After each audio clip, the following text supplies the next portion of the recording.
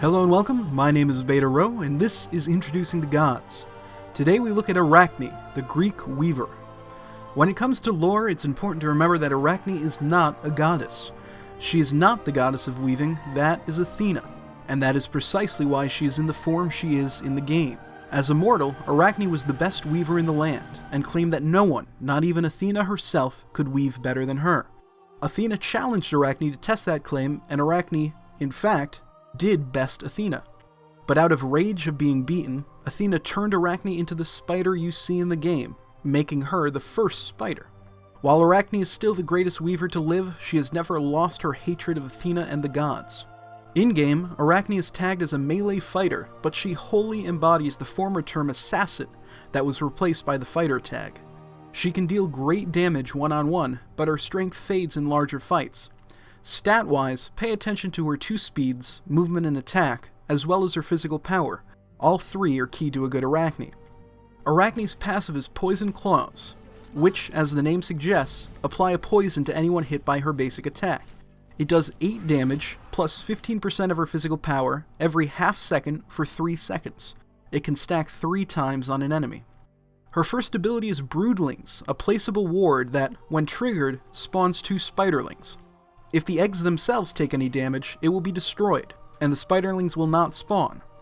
But if they do spawn, they attack every second for 10 seconds, or until they are killed.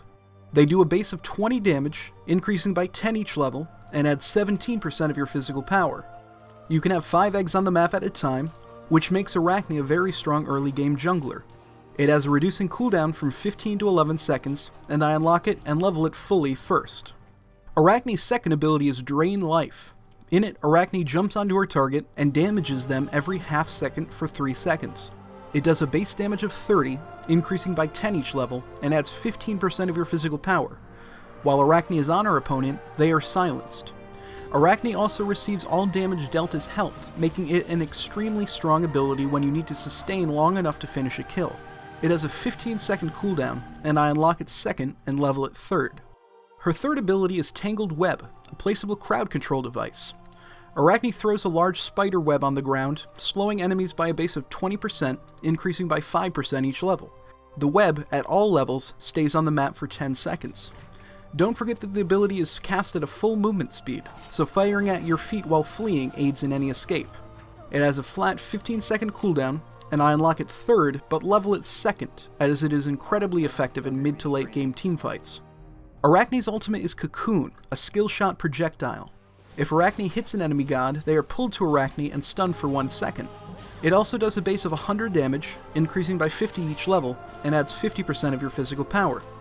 It has a flat 30-second cooldown, making it slightly unique among ults in Smite. Because leveling the ability only adds a small measure of damage, it's one of the few ultimates that I don't necessarily level up every time it's available. But when used properly, it's a devastating ability in teamfights. Arachne is an interesting god to build for, as she is one of the best junglers in the game, but still needs some sustainability when the game evolves into teamfights. The one thing that I will mention here is that the speed and armor buffs are incredibly important on Arachne. Without prioritizing them, you will have to build her slightly different, mitigating her offensive ability. My following build is best in games when you are free to grab the speed and armor buffs as often as you can, but I will give alternative items if you are not. My Arachne starts with a straight level 2 Warrior's Tabi and no Hand of the Gods. Her first ability is strong enough early game to grab buffs without the additional damage from Hand of the Gods, especially since the buff camp minions will attack your spiderlings before attacking you. But if the game necessitates Hand of the Gods, you may have to buy it. My second item is Frostbound Hammer, an item that used to be a favorite of mine, though I don't use it too often anymore. But on Arachne, it is still fantastic. Next is Ankh of the Golem, adding lifesteal, attack speed, and a passive that adds damage. Because of this passive, I find it to be a stronger item in most situations than the comparatively priced Soul Eater. Then I go with the Executioner, for damage and the debuff. Next is the Deathbringer, for those all-important crits on a slowed enemy. Finally, I finish with Kinsblades, for more attack speed and damage, with additional health to benefit Ankh of the Golem's passive. As I said, this build assumes you can prioritize armor and speed buffs. If not, a Fatalis or Heartseeker may be necessary, or a Mystical Mark, adding protection and aura-based damage on a character that needs to be up close and personal. As I've said, Arachne is still one of the best junglers in the game, and can successfully gank overextended enemies with the best of them. In teamfights, your role is to set up similar situations. pull their damage dealers away from the fight with your ult and secure the kill. If you can keep her as a damage dealer at the borders of fights, the dream Arachne weaves may be your opponent's nightmare. Thanks for watching, and please subscribe for a weekly episode of Introducing the Gods, as well as other content.